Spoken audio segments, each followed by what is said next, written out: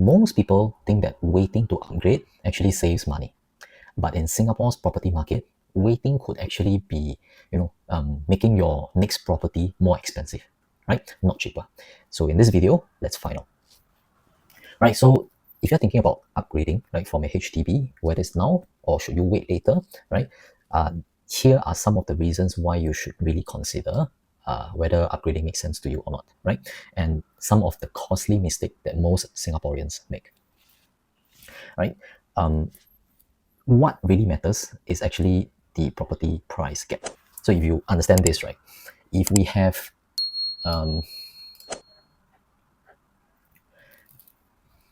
right, so it's not about the absolute price, it's about HDB versus the condo gap, right? If both go up, the condo can go up faster, right?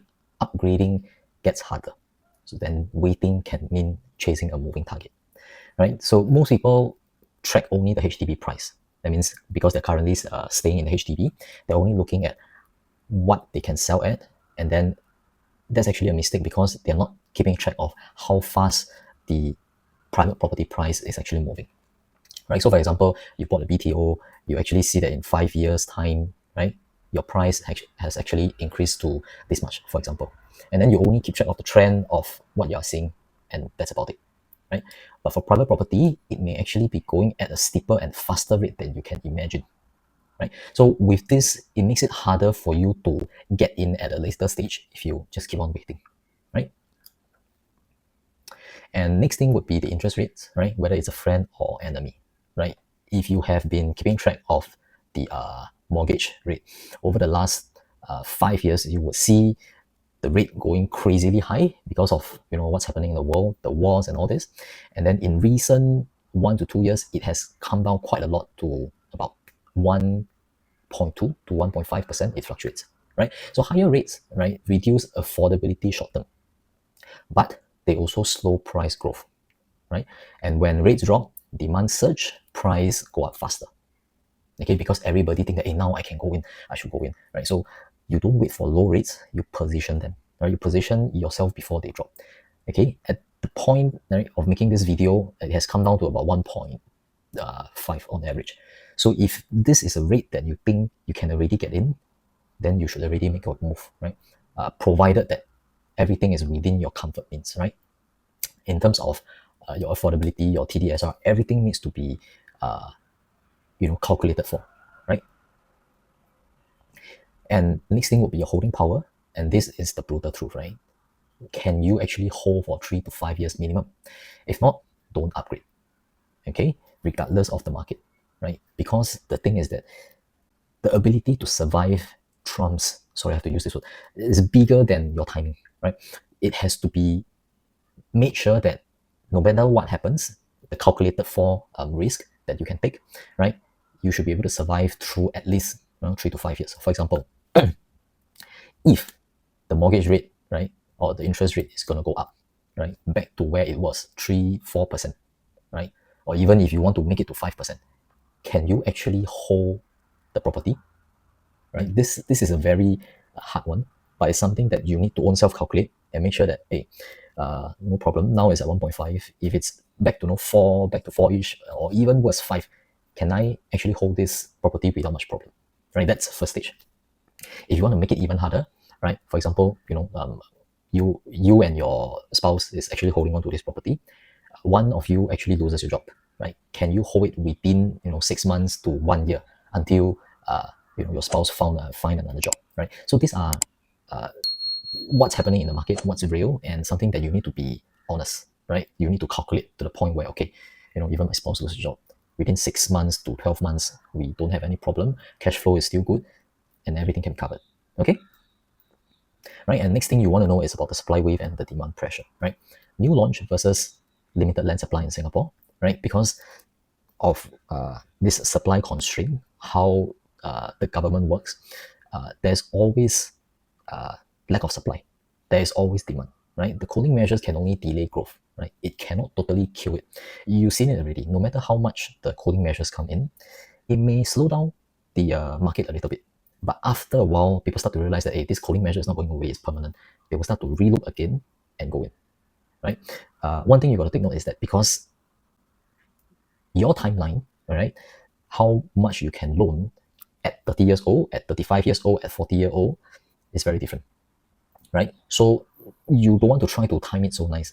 Within your comfort zone, within your comfort level, all right, you should already get in, right? And this is what we want to talk about, right? Your life stage, right?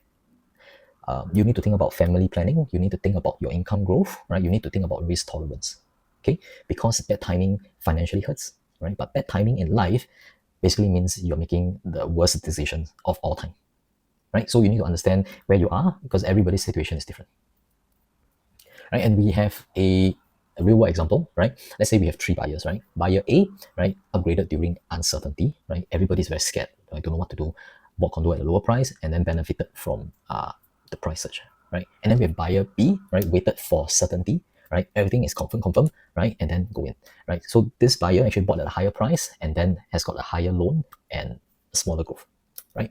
And then we have buyer C, right, waiting and waiting for the price to drop, right? Wasn't able to get in back in 2020, right? And then got priced out and eventually cannot afford.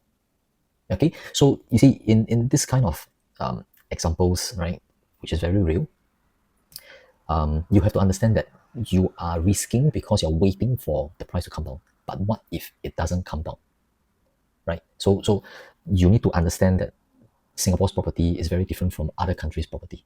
The fundamentals here are very different. Okay, so clarity usually comes after prices move, right? Right. So if I were to show you with another screen on the iPad, right, you can actually see the growth in 10 years. So over here, you look at the red line, which is like the average of all regions, right? The yellow one, which is the OCR, the brownish one, the RCR, and then the green one in CCR, right? Generally, right, you will see that the price is going upwards. No matter what happened, whether it's cooling measure or whether it's world event, it will go up. It will just slowly go up because the fundamentals here are very different.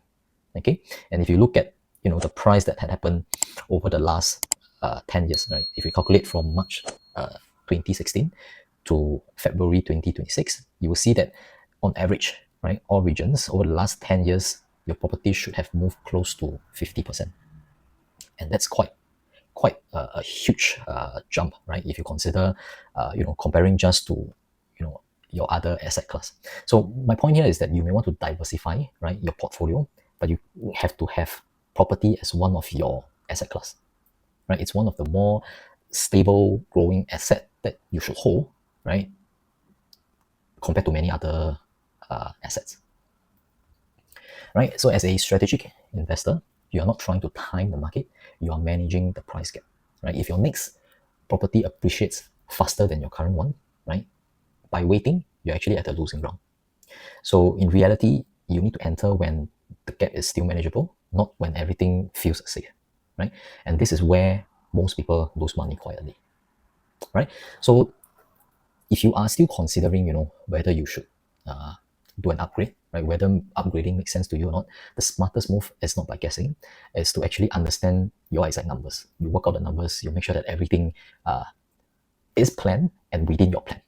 All right. So if you have any problems, you have any questions, do feel free to reach out. Right. And this is all I have for you in this video. All right. So there will be more videos coming up. I will see you very soon in the next video. Take care. Bye.